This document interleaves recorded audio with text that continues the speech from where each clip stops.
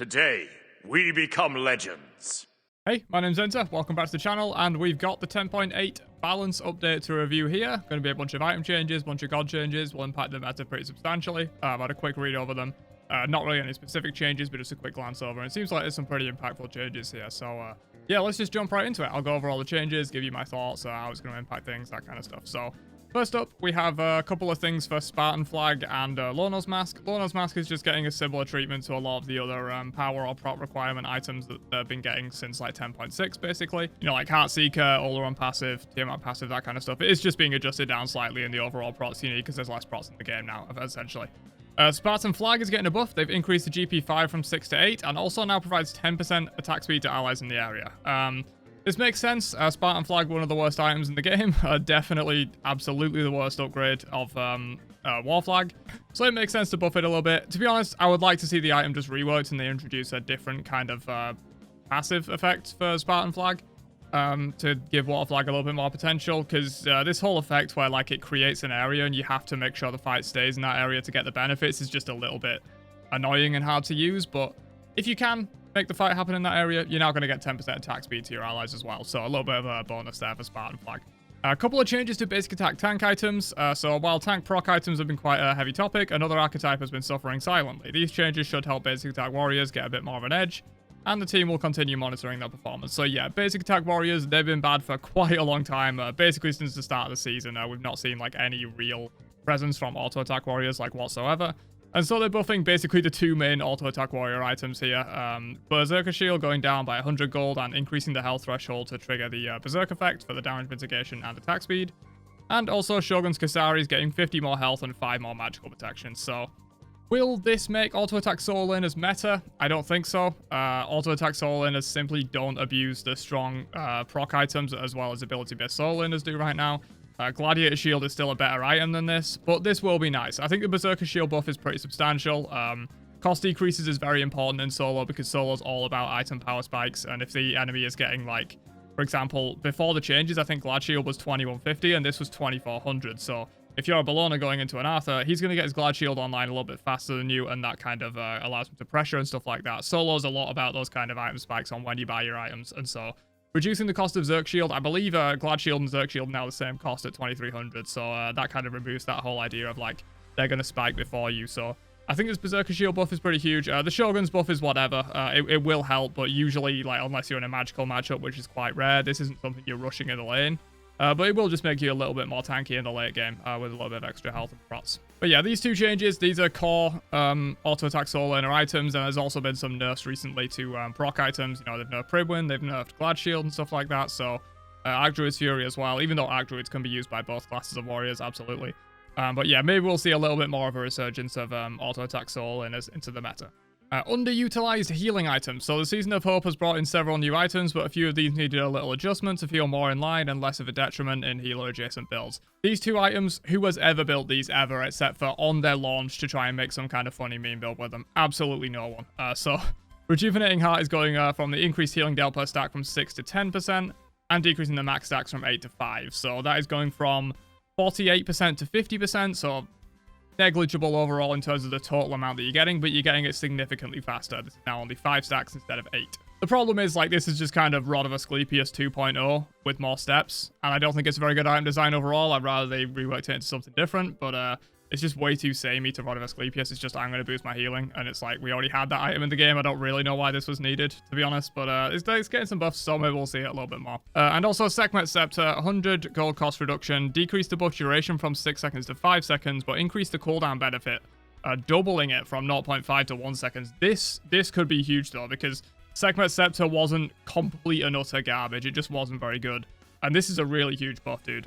They decreased the buff duration, but because they've doubled the amount of cooldown benefit, you know, overall, you're still getting way more cooldown benefit than you were before. You know, just as a quick example here, let's say you were proccing this effect once per second, you'd be getting 3 seconds off your cooldowns, whereas you're now getting 5 seconds off of your cooldowns, and in a faster way. In a similar way to the Rejuvenating Heart, where you're getting it, like, faster overall, so you don't have to do, like, as much work for it, essentially. Segmentscepter buff could be huge. It's a very niche item. You know, it's only going to be very applicable on certain physical, like, healer, self-healing bruisers that want their cooldowns back, but I think this item actually has a lot of potential now. This is an absolutely gigantic buff that they've just given this. Hercules might be quite scary with this item, maybe. You know, we all saw what happened when they reduced Hercules' 2-1 combo by 2 seconds and he became top of the meta. Like, this could absolutely bring Hercules back with a force, I feel like, because he is just his 2-1 combo, and if you can just reduce his cooldown by using this after you proc his 3, that could be really strong. Physical ability damage items. Brawler's Beatstick, they've decreased the cost by 100. It's fine, I guess. It is a little expensive for, like, an early game flat pen item, I suppose. But to be honest, I don't think the cost is really the problem with this item. It's the sort of useless passive that they put on it that they try to buff, but it's just like kind of suffering from Spartan Flag syndrome, where it's like you put down an area, you're not just going to stand in that area just to get those extra benefits. Team fights are too fluid for that, and you're not just going to stand there and like eat a Scylla 2 or something just because you want to stand in this area and get an extra bit of damage. You want to be moving around, especially as an assassin that's going to be proccing off a Brawler's Beatstick. So the item passive that they gave it was just a little bit weird and didn't justify the cost increase that it got. So they are bringing the cost down now, which buffs the overall item of Brawler's Beatstick, which Brawler's Beatstick minus the new healing passive they put on it is actually a really good item. And so reducing the cost might make this more competitive in terms of you just buying Brawler's Beatstick for what it used to be. Flat pen, damage, anti-heal, and you don't really care too much about the area of effect thing because the cost is now like come down, I think, pretty close to where it was before, if not at where it was before. Heartseeker getting a very similar change to Lonos Mask here. The upper threshold has been changed from 300 to 250 physical power required because it's very hard to hit 300 power in an assassin build, near impossible. And so, yeah, you're going to be able to max out the Heartseeker buff threshold a bit easier now. Are they buffing Crusher? Excuse me? 100 gold off of Crusher and 5% more attack speed? Why? This item's already insane. Okay, I don't know what kind of internal data they're smoking at high res, but like Crusher does not need a buff. I don't know why this thing's getting a buff. It's already a really good item that's core in a lot of assassin builds. AA cancelers love this item, and just in general, this is a really strong ability-based option.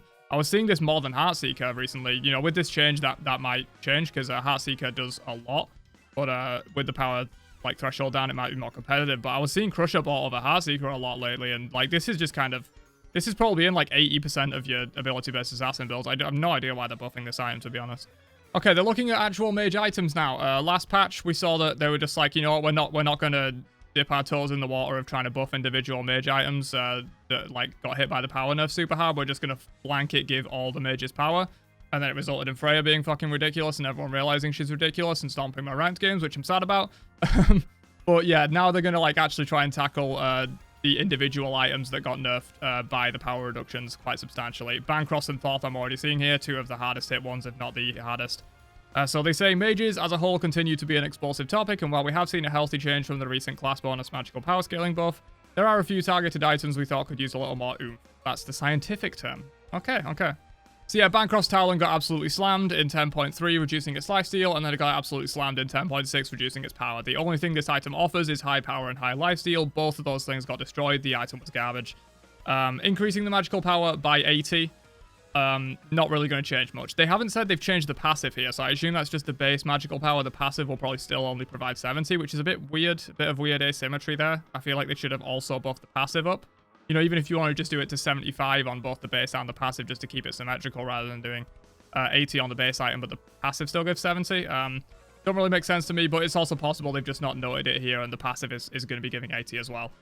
Will it make the item super strong? Absolutely not. It's still going to be a really weak item, but maybe you can semi-get away with building it on the gods you really want it on, like Anubis and stuff, but this item's still going to be pretty bad. Magical lifesteal is bad in general, and all this thing provides is power and lifesteal, and it got destroyed in 10.3 and 10.6. Book of Thoth. They finally decided nerfing Book of Thoth for the 4th time or whatever was a bad idea, and so now they're going to be increasing the base magical power on it by 10. Same thing on the evolved version, and also the increased mana conversion from 6% to 7%. So I'm not sure where this is even back to now. What was it before? I know it was 9% at one point, but that might have been after a nerf. It is possible it was even higher than 9%, 10 or 11% before they started completely destroying this item. Like 4 patches in a row for no reason. So it's back a little bit. Will it be like the strongest item in the game? I don't think so, because it just got nerfed so much, and this is basically just reverting like the most recent nerf that it got. So it's still like 2 or 3 nerfs down from where it was at its peak when it was running the meta. It might be a little bit more buildable now, especially because a lot of other items have been nerfed overall. Like Doomorb got nerfed substantially. I don't know if Deso's been nerfed or not, but like those kind of like rushes have been nerfed a little bit, and Book of Thoth's been buffed a little bit, so you might see it come back into the meta a little bit, but I wouldn't say this item is great by any means. They've just reverted like the one of like the 2 nerfs that were completely unnecessary for this item. Rodazahooty is getting an extra 10 power. That's fine. Rodazahooty is just like a fine item. It probably doesn't need a buff in my opinion, but mages in general with their power do need a little bit of a buff. And if that comes from Rodazahooty, I'm fine with that. You know, at least they're not putting 10 extra power on Spear of Death or Divine Ruin or something like that. I think putting it on Tahooty is fine. So yeah, 10 extra power, perfectly happy with that. But moving on to god changes. So first up we have Aries. Why are they buffing Aries, man? I feel like Aries is fairly strong. Aries has been doing work in my ranked games lately, to be honest. They're decreasing the cooldown of chains by 2 seconds. That's pretty huge. Obviously, Shackles is Aries when he's not ulting. That's pretty much all he does. He shackles you and he presses 3. So reducing the cooldown of these is going to be very substantial, and 2 seconds is a good buff for that. And they've increased the CC reduction on bolster defenses. It no longer scales up from 10 to 30. It's just 30 all the time. That's also pretty huge because this is the ability you level last on Aries. Or do you? Actually, maybe you don't. Maybe you're leveling this second. I don't know if people care about flames damage. I'm not actually an Aries player. Let me know in the comments. Did you level the 2 or the 3 after the chains? I'm not really sure, but regardless, it's still going to be a while until you were getting this to max level. So having that 30% CCR immediately is going to be really useful for like laning phase and stuff, you know. You just have this at rank 1, you just pop it, and everyone's going to be taking a ton less CC, and they have all the HP 5 and protections that this gives and stuff. Really big buffs for Aries that I don't think he needed. I think he was pretty balanced, if not even a little bit strong in this meta. A little bit questionable on these buffs. I don't want to see Aries in all my games, to be honest, but I think we're going to be seeing a lot more Aries now. I think Aries is going to be one of the top supports after these buffs. He was already fairly strong. RTO. So the Season of Hope's healing shifts brought a lot of changes to RTO, but as the dust clears, we noticed she could use some additional support. Yeah, she did get hit fairly hard by 10.3 because she has a lot of different healing abilities in her kit. You know, her 1 in Druid's Dance heals, her 3 in Druid's Dance heals, stuff like that. So makes sense that they will be providing a little bit of a boost to her. So Decompose, similar change to the items from earlier. They've decreased the max stacks and increased the buffs per stack.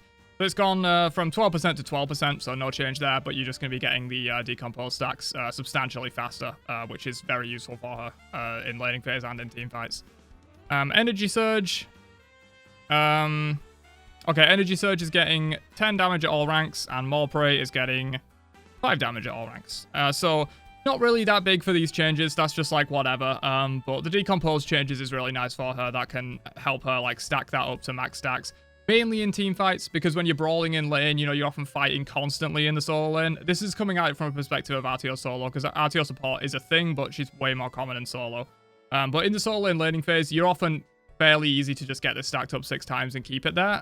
But in team fights, you know, when no one's got these stacks on them, just being able to apply 4 instead of 6 is very nice to get that protection debuff stacked up earlier. So this is a pretty huge buff for RTO. These are just whatever. Won't really change much, but she will definitely be quite a bit stronger after these changes. A Wheelock's increased power scaling on the 3 and increased attack speed from the ultimate, so it gives a lot more at level 1, but no change at level 20. Not going to impact things too much. You got to be a little bit careful of a Wheelock's level 5 now, though, because she might just ult even without a knock-up and just try and burn you down with 50% attack speed, so you got to be a little bit more careful of that.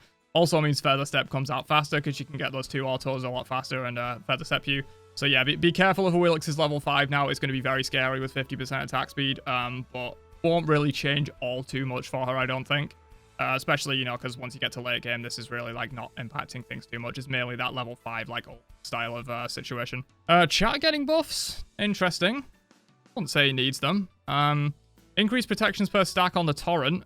Dude, this already gives so much. Oh, but they're decreasing the stat cap. Okay. So they're doing a lot of these where, like, they're decreasing the, like, amount of stacks that you need for something, but increasing how much each one gives so you can get it faster. So this is basically the same. Yeah, it's the same. It's just you get it from 4 instead of from 3. So, like, you can hit, for example, like, the 3 melee minions at the front of the wave and the enemy god, and then you'll get your 4 stacks. You don't need to be hitting, like, the full wave or anything. Probably won't change all too much for Shaq, to be honest. But in team fights, you know, if you're just hitting, like, 2 people or whatever in a team fight, you're going to get a little bit more protections overall for that. And then Rain Dance reduced cooldown by 1 second. So, yeah, nothing too substantial for Shaq, to be honest. He's not going to be much stronger with these changes, I won't say. Gilgar getting some buffs. So, Gilgar got buffed recently, didn't he? So, they're buffing him again. It seems like the buffs they gave him really didn't give him any potential. So... they've increased the bonus damage from 2.5 to 3% of his max health on Sunforged Scimitar, and they've increased the damage of his leap by 10 at all ranks. So inconsequential. This is like a little bit better, though. You know, an extra 0.5% of his maximum health. I mean, late game, it's going to be like an extra 15 damage or so on all of his basic attacks. Again, that sounds small, but when he's basic attacking you like 6 times, that can add up to a little over 100 damage or whatever, and like that can actually make a difference. So obviously trying to buff his solo lane as well, because Gilgar, if anything, he's playing the jungle, and so they're trying to make him a little bit more of a viable solo laner, and that's why they're doing like max health damage and stuff like that. Lancelot gets buffs. I think Lance was fine, dude. There's a lot of like really weird buffs this patch. I assume it's coming from internal data where like Lance is not performing, but I've always seen him do okay. You know, he's not top of the meta or anything by any means, but I would say he was fairly balanced. They've decreased the time it takes to reach the max health shield from 4 seconds to 3 seconds on mount up. Probably won't make that much of a difference overall in fights, I won't say. And then they've increased the damage of crashing dive, the second dismount option, by 10% scaling. So yeah, I mean, this is fine. I was saying, like, I thought Lance was fine. These buffs barely change anything for him, so like, maybe he was just a little bit underperforming and they wanted to bring him up ever so slightly. This is fine. Medusa getting some buffs, yeah, it's pretty reasonable. I would say Medusa's not been in the meta for a while. They've increased the base damage of Acid Spray by 10 at all ranks, going to help out her wave clear and poke a little bit, also 5% extra scaling on there as well. And then they've increased the damage taken by enemies not looking at Medusa from 75% to 85%, so 10% extra damage, and considering, you know, I would say the majority of the time they're not going to be looking at you when you cast this ultimate, that's a nice little damage buff for Medusa there. Neath, yeah, again, a lot of these ability-based hunters, Medusa's not necessarily fully ability-based, but she kind of is. She likes to go Transcendence, and Neath is fully ability-based. A lot of these ability-based hunters have been having a little bit of a rough time lately. You know, in the crit meta, ability hunters weren't very strong because you wanted to go crit and attack speed. And in the attack speed kin-size shred meta, ability hunters, once again, are not very strong. And so, ability hunters getting some buffs is fine. The Spirit Arrow now goes down to 11 seconds for the late game instead of 13. That's pretty huge. A little 2-second cooldown reduction there will make a team fight quite a bit better. Same change on Unravel as well. So her 1-2 like combo in team fights is going to be just 2 seconds lower overall in cooldown, which is going to be really nice for her. Note this ability was listed as 15, but has always been 14. Okay, so it looks like a 3-second cooldown, but it's not really. It's a 2-second cooldown reduction there. So just in the late game, Neath is going to be a little better, which is fine because her lane pressure is pretty solid. She has a lot of burst damage in the like kind of end of the early game and the mid game. It's really like late game where she kind of falls off a little bit to these hunters that can just consistently put out damage from their auto attacks. So yeah, this is a sensible buff. This is a smart buff in my opinion. New are getting some buffs. They've increased the fog movement speed, so it now scales up a little bit for the late game, and increased number of soldiers spawned at rank 1 from 1 to 2. Oh, okay, that is a huge buff though.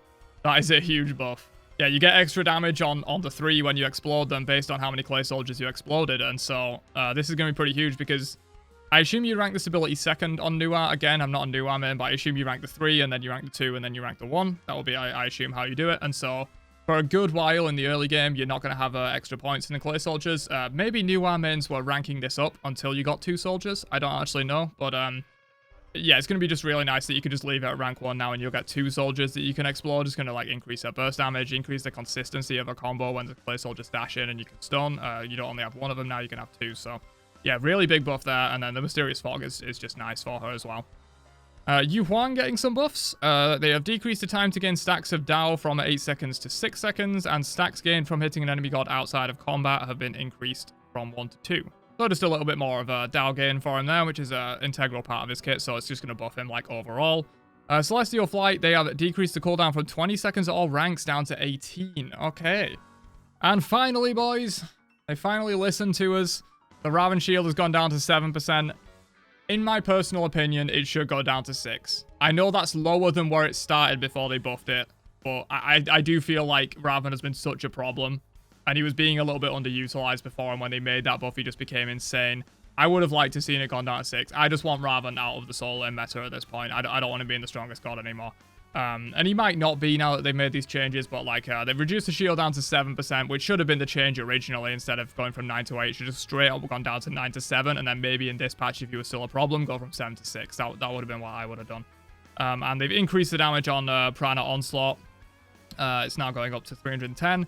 This might be a revert on the change they made last patch, I think, because they nerfed the base damage on his 1 and his 3 last patch instead of touching the shield because they didn't want to like revert the change, I guess. But now they've gone ahead and reverted it, and so they're increasing the damage of Prana Onslaught back to where it was before. Will it take Raven out of the meta? I honestly don't think so. I think even taking this down to 6% wouldn't take him fully out of the meta because, 1, he was being a bit underutilized in solo, I think, and he was very underrated, and the buff made people realize how strong he was. And 2, he uses all of the proc items so well. He uses Glad Shield insanely well. He's got 4 damaging abilities on fairly low cooldowns, a lot of them. Uses Pribwin insanely well. He just uses a lot of the items right now really well, and he's a lane pressure machine. And so I think you genuinely could have taken this down to like 5% of his max HP, and Raven would still be an absolutely pretty strong, viable solo laner. So will this take him out of the meta? I don't think so. I think you're still going to be seeing a lot of Raven, but it'll just be a little bit less oppressive in those laning phase fights. Karon, the Damnation, they've decreased the max health contribution from 3% to 5%. Yeah, this makes absolute sense. I would say if anything needs to be nerfed about Karon, it is absolutely this shield. The shield is like the strongest part of Karon. It's actually insane how much shield this can provide when you mark someone with it. And so yeah, decreasing this makes absolute sense. To be honest, I've been spamming a lot of ranked this patch, and so I haven't played against that much Karon. I don't really know if he's like broken or not, but it absolutely makes sense that the shield is the thing they touch down here. Izanami, they have decreased the penetration from 4% to 3%. So, yeah, I mean, Izanami, very unfun to play against in lane, in my opinion, and I wouldn't really want her being on top of the meta. To be honest, I've not seen loads of her, but I know she's very strong in low-level play, and even in high-level play, you see her broken out like a fair bit. So, nerfing that makes complete sense, absolutely.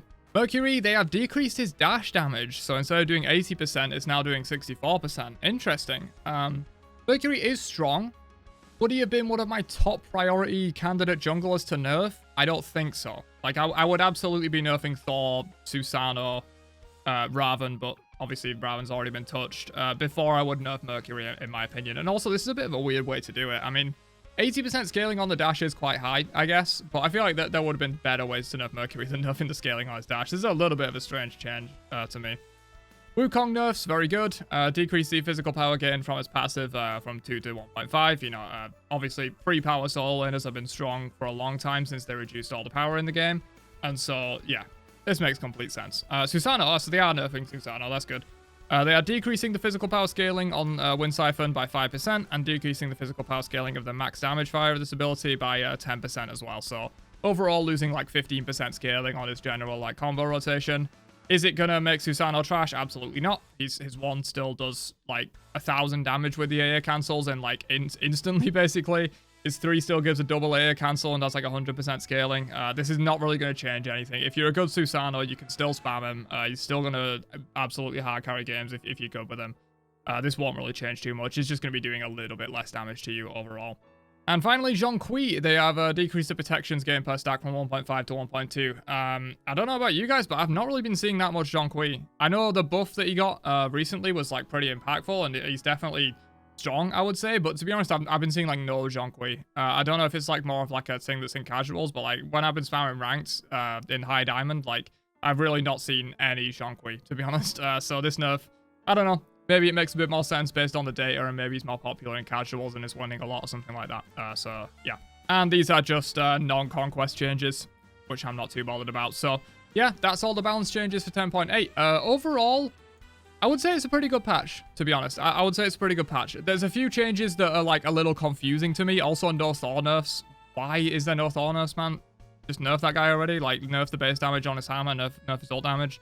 Like, that god is stupid, and taking 10% power scaling and 3 power away from him is not going to do fucking shit. But, yeah, other than no Thor nerfs, and a couple of, like, confusing ones, like, I don't know why they're buffing Aries, personally. And where was the other one? Yeah, the Raven nerfs, I would have liked to see a little more, to be honest. Mercury nerf is a little confusing. But other than that, pretty solid patch in my opinion. There's only like 2 or 3, maybe 4 misses here out of a fairly large patch in terms of overall balance changes. The item changes, oh, Crusher as well. Why on earth are they buffing Crusher? That's also a big one, but I think all the rest of the item changes are perfectly fine. Spartan Flag I'd like to see reworked, but that's like a completely different thing. Overall, yeah, a really good patch in my opinion. I think this addresses a lot of the top performers. There are a few missing that I wish would have been hit, mainly Thor. But yeah, we'll see. Maybe we'll get like a bonus balance patch that'll nerf Thor again if he continues performing as he is, because that god's just stupid, dude. He one-shots you with nothing you can do about it if you don't have beads. It's very sad. So hopefully more Thor nerfs coming, but other than that, very good patch overall.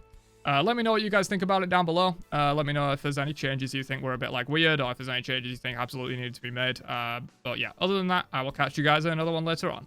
Have a great day, and peace out, you nerds.